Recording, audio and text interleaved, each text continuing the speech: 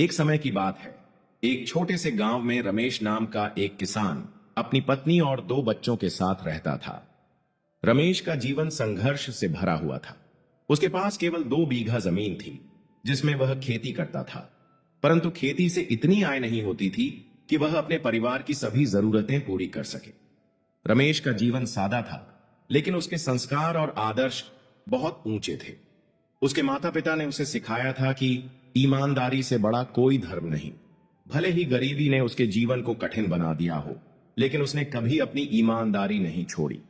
एक दिन रमेश अपने खेत में हल चला रहा था। मौसम साफ था और सूरज अपनी पूरी चमक के साथ आसमान में खड़ा था। रमेश अपने काम में व्यस्त था कि अचानक हल किसी कठोर चीज से टकराया। उसने हल रोक दिया और ध्यान से देखा। मिट्टी हटाने पर उसने पाया कि वहां एक लोहे का संदूक दबा हुआ था। रमेश ने संदूक को बाहर निकाला। जब उसने संदूक का ढक्कन खोला तो उसकी आंखें चौंधिया गईं। संदूक सोने के सिक्कों और गहनों से भरा हुआ था। उसने पहले कभी इतनी संपत्ति नहीं देखी थी। कुछ देर तक रमेश सोचता रहा। उसके मन में लालच आया। उसने सोचा, अगर यह धन मेरा हो जाए तो मेरे परिवार के सारे कष्ट दूर हो सकते हैं। मैं अपने बच्चों को अच्छी शिक्षा दिला सकता हूं और अपने खेत को बड़ा बना सकता हूं। लेकिन तुरंत ही उसके मन में अपने संस्कार और ईमानदारी की शिक्षा याद आई। उसने खुद से कहा, यह धन मेरा नहीं है, इसे अपने पास रखना चोरी होगी। मुझे इसे इसके असली मालिक को लौट आना चाहिए। रमेश संदूक को घर ले गया और अपनी पत्नी सीता को सारी बात बताई। सीता भी ईमानदार और समझदार महिला थी। उसने कहा, तुमने बिल्कुल सही सोचा है। यह धन जिसे भी मिला उसका है। हमें इसे लौटाना चाहिए। ईश्वर ने हमें मेहनत करने के लिए हाथ पैर दिए हैं। चोरी का धन हमें कभी सुख नहीं देगा। रमेश को अपनी पत्नी की बातों से और अधिक हौसला मिला। उसने तय किया कि वह यह संदूक गांव के सरपंच के पास लेकर जाएगा। अगले दिन रमेश संदूक को लेकर गांव के सरपंच के पास गया। उसने सरपंच को सारी बात बताई और कहा, मुझे यह संदूक अपने खेत में मिला है, लेकिन यह मेरा नहीं है। कृपया इसके असली मालिक को ढूंढने में मेरी मदद करें। सरपंच ने रमेश की ईमानदारी की बहुत प्रशंसा की। उन्होंने कहा, रमेश, तुम जैसे लोग इस गांव की शान हो। आज के समय में लोग इस धन को चुपचाप रख लेते, लेकिन तुमने इसे लौटाने का फैसला किया। यह सचमुच प्रशंसनीय है। सरपंच ने गांव में ढिंढोरा पिटवाया और घोषणा करवाई कि जिसे इस संदूक के बारे में कोई जानकारी हो वह पंचायत में आकर इसकी पहचान करे। यह खबर गांव और आसपास के इलाकों में फैल गई। हर जगह रमेश की ईमानदारी की चर्चा होने लगी। कई दिन तक लोग पंचायत में आते रहे, लेकिन संदूक की सही पहचान कोई नहीं कर पाया। सरपंच ने कहा, जो भी इस संदूक का असली मालिक है उसे इसमें रखी हर चीज का सटीक विवरण देना होगा। कुछ दिनों बाद एक वृद्ध व्यापारी हरिराम गांव में आया। उसने कहा, मैं यह सुनकर आया हूं कि एक संदूक मिला है। शायद यह मेरा है। कुछ महीने पहले मेरी यात्रा के दौरान यह संदूक चोरी हो गया था। इसमें मेरी जीवन भर की कमाई थी। सरपंच ने हरिराम से पूछा, क्या आप इस संदूक में रखी चीजों का वर्णन कर सकते हैं? हरिराम ने कहा, इस संदूक में 200 सोने के सिक्के, कुछ चांदी के गहने और एक पुराना कंगन है। संदूक के ढक्कन पर एक खास निशान भी है। हरिराम का वर्णन बिल्कुल सही निकला। सरपंच ने संदूक खोलकर उसे दिखाया और उसकी बात की पुष्टि की। हरिराम की आंखों में आंसू आ गए। उसने रमेश से कहा, तुमने मेरी मेहनत की कमाई लौटाकर मुझे नया जीवन दिया है। मैं तुम्हारा यह एहसान कभी नहीं भूलूंगा। हरिराम ने रमेश को धन्यवाद देते हुए इनाम में सोने के कुछ सिक्के देना चाहे, लेकिन रमेश ने विनम्रता से मना कर दिया। उसने कहा, यह धन आपका है, मैं इसे स्वीकार नहीं कर सकता। मैंने जो किया वह मेरा कर्तव्य था। हरिराम ने कहा, तुम्हारी ईमानदारी ने मुझे बहुत प्रभावित किया है। अगर तुमने यह संदूक मुझे न लौटाया होता तो मैं बर्बाद हो जाता। इसे मेरा आशीर्वाद समझकर स्वीकार करो। आखिरकार रमेश ने हरिराम का आशीर्वाद और कुछ सिक्के स्वीकार किए। हरिराम ने गांव वालों के सामने रमेश की प्रशंसा की और उसे सच्चे इंसान का खिताब दिया। रमेश की ईमानदारी की कहानी धीरे धीरे पूरे इलाके में फैल गई। यह खबर राज्य के राजा तक पहुंची। राजा को ऐसे ईमानदार लोगों की तलाश थी जो राज्य के खजाने की देखभाल कर सकें। राजा ने रमेश को अपने दरबार में बुलाया। रमेश पहले तो डर गया, लेकिन गांव वालों ने उसे भरोसा दिलाया कि यह बुलावा उसकी ईमानदारी के कारण है। रमेश ने दरबार में राजा से मुलाकात की।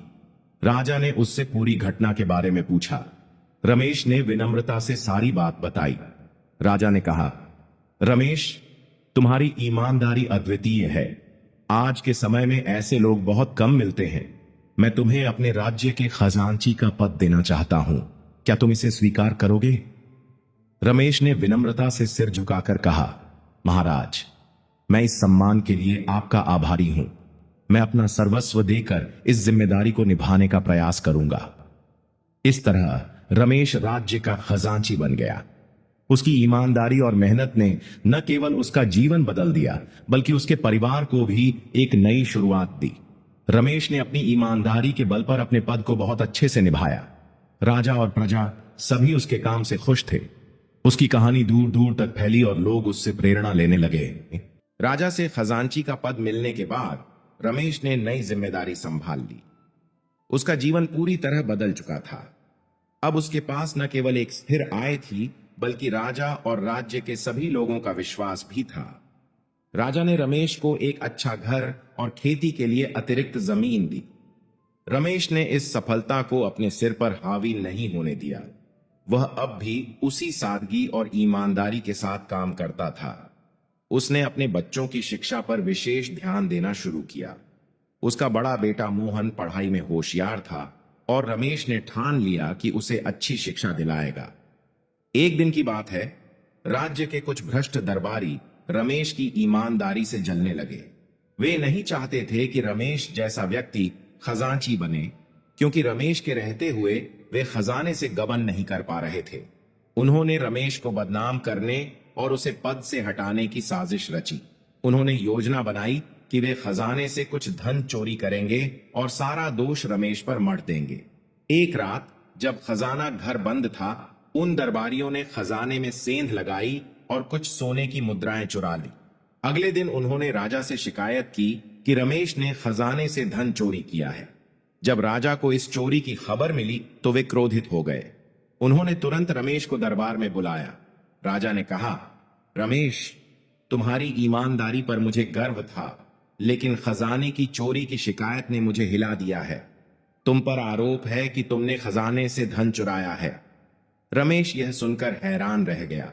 उसने विनम्रता से कहा, महाराज, मैंने ऐसा कोई पाप नहीं किया। मैं आपकी सेवा में पूरी ईमानदारी और निष्ठा से काम करता हूं। अगर आप चाहें तो खजाने की पूरी जांच करवा सकते हैं। मैं निर्दोष हूं।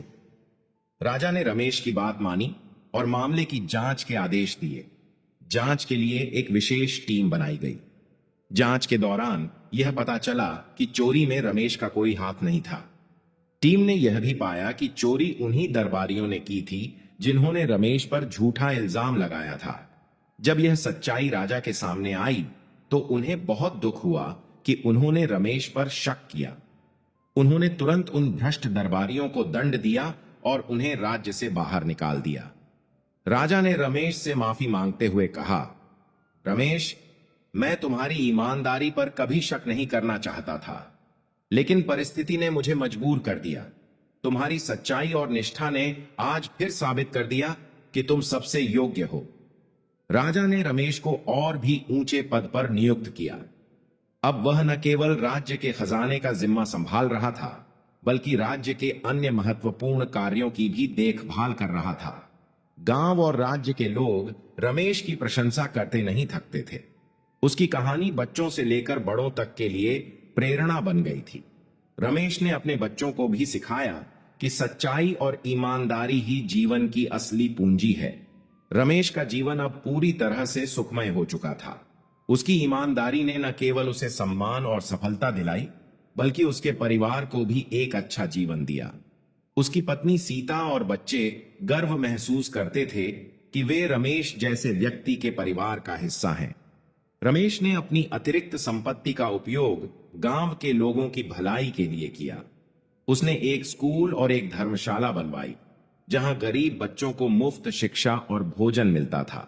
रमेश की कहानी हमें यह सिखाती है कि ईमानदारी और सच्चाई का मार्ग कठिन जरूर हो सकता है, लेकिन उसका फल हमेशा मीठा होता है।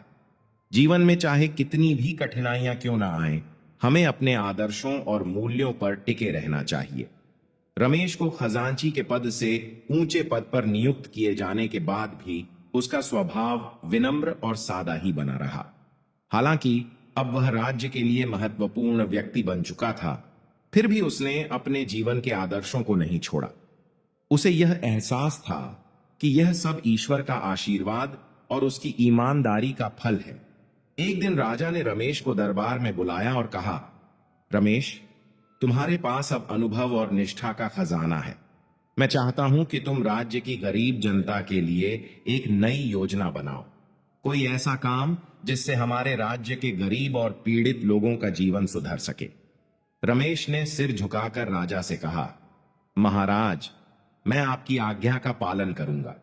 यह मेरा कर्तव्य है कि मैं जनता की भलाई के लिए कुछ करूं। रमेश ने अपने अनुभव और ज्ञान का उपयोग करते हुए एक ऐसी योजना बनाई जिससे राज्य के गरीब किसानों और मजदूरों को सीधा लाभ हो।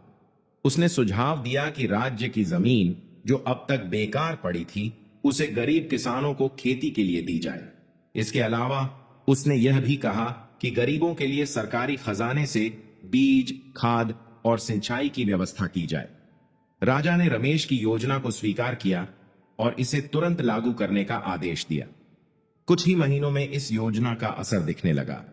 गरीब किसानों की फसलें अच्छी होने लगीं और उनका जीवन धीरे धीरे सुधरने लगा। रमेश की इस योजना ने उसे पूरे राज्य में और भी लोकप्रिय बना दिया। लोग उसे भगवान का दूत मानने लगे। हर तरफ उसकी ईमानदारी, मेहनत और सेवा की चर्चा होने लगी। लेकिन इन सब के बावजूद रमेश का स्वभाव बिल्कुल नहीं बदला। वह आज भी उसी सादगी और निष्ठा के साथ अपना काम करता था। जिंदगी हमेशा सरल नहीं होती। रमेश को एक और बड़ी परीक्षा से गुजरना पड़ा। एक दिन राज्य के पड़ोसी राजा ने युद्ध का ऐलान कर दिया। यह राज्य के लिए बहुत मुश्किल समय था। पड़ोसी राजा के पास एक बड़ा और शक्तिशाली सैन्य बल था, जबकि रमेश के राज्य की सेना कमजोर थी। राजा ने रमेश से सलाह ली, रमेश, यह युद्ध हमारे राज्य के लिए विनाशकारी हो सकता है। क्या तुम्हारे पास कोई उपाय है जिससे हम इस स्थिति से बच सकें? रमेश ने कुछ देर सोचकर कहा, महाराज, युद्ध हमेशा विनाश लाता है। हमें पहले शांति के रास्ते तलाशने चाहिए। अगर वह काम ना आए तो हमें अपनी सेना को संगठित और मजबूत करना होगा। इसके लिए खजाने का उपयोग किया जा सकता है। राजा ने रमेश की बात मानी और पड़ोसी राजा के पास शांति वार्ता का प्रस्ताव भेजा। रमेश ने खुद इस वार्ता का नेतृत्व किया। उसकी ईमानदारी और कुशलता ने चमत्कार कर दिया। पड़ोसी राजा ने शांति के लिए हामी भर दी और युद्ध टल गया। इस घटना के बाद राजा ने रमेश को राज्य का मुख्य सलाहकार बना दिया। अब रमेश न केवल खजाने की देखभाल करता था, बल्कि राज्य की नीतियों और योजनाओं में भी अहम भूमिका निभाने लगा। रमेश ने शिक्षा, स्वास्थ्य और रोजगार के क्षेत्र में कई सुधार किए। उसने गरीब बच्चों के लिए स्कूल बनवाए और महिलाओं के लिए कौशल विकास केंद्र शुरू किए। उसने यह सुनिश्चित किया कि राज्य का कोई भी व्यक्ति भूखा न सोए। रमेश की बढ़ती लोकप्रियता ने कुछ लोगों को असहज कर दिया। राज्य के ही कुछ दरबारियों ने रमेश को नीचा दिखाने के लिए एक और साजिश रची। उन्होंने राजा के कान भरना शुरू कर दिया कि रमेश अब अपनी शक्ति का दुरुपयोग कर रहा है। एक दिन राजा ने रमेश को बुलाकर पूछा, रमेश, क्या यह सच है कि तुम अपने पद का उपयोग अपने परिवार को लाभ पहुंचाने के लिए कर रहे हो? रमेश यह सुनकर दुखी हुआ, लेकिन उसने शांत स्वर में कहा, महाराज, मैंने कभी अपने लाभ के लिए कुछ नहीं किया। मेरा पूरा जीवन राज्य और जनता की सेवा के लिए समर्पित है। अगर आपको मुझ पर संदेह है तो आप मेरी संपत्ति और कार्यों की जांच करवा सकते हैं। राजा ने रमेश की संपत्ति और कार्यों की गहन जांच करवाई। जांच के बाद यह साबित हो गया कि रमेश निर्दोष है और उस पर लगाए गए आरोप झूठे हैं। जब राजा को सच्चाई का पता चला तो उन्होंने उन दरबारियों को कड़ी सजा दी जिन्होंने रमेश पर झूठा आरोप लगाया था। राजा ने रमेश से माफी मांगी और कहा, रमेश, तुम्हारी ईमानदारी और निष्ठा ने मुझे बार बार प्रभावित किया है। मैं गर्व महसूस करता हूं कि तुम हमारे राज्य का हिस्सा हो। रमेश का जीवन अब प्रेरणा का स्रोत बन चुका था। लोग उसकी ईमानदारी और सच्चाई की कहानियां अपने बच्चों को सुनाते थे। रमेश ने यह साबित कर दिया कि कठिन परिस्थितियों में भी अगर कोई अपने आदर्शों और मूल्यों पर अडिग रहे तो सफलता अवश्य मिलती है। रमेश ने अपनी अंतिम सांस तक राज्य और जनता की सेवा की। उसके जाने के बाद भी उसकी ईमानदारी और सच्चाई की कहानियां जीवित रहीं। राजा ने रमेश की याद में एक स्मारक बनवाया और उसे सच्चाई के प्रतीक का नाम दिया। रमेश के बच्चे भी अपने पिता के पद चिन्हों पर चले। उन्होंने अपनी शिक्षा और मेहनत से राज्य को और अधिक समृद्ध बनाया। यह कहानी हमें सिखाती है कि सच्चाई और ईमानदारी का मार्ग कठिन जरूर हो सकता है, लेकिन उसका फल हमेशा मीठा होता है। जीवन में चाहे कितनी भी चुनौतियां आएं, अगर हम अपने आदर्शों पर डटे रहें तो ईश्वर हमें सफलता और सम्मान जरूर देता है। यह कहानी आपको पसंद आई हो तो कृपया इसे लाइक और शेयर करें। हमारे चैनल मोटिवेशनल स्टोरी को सब्सक्राइब करना न भूलें और बेल आइकन को दबाएं ताकि आपको हमारी सभी नई कहानियां की जानकारी मिल सके। धन्यवाद।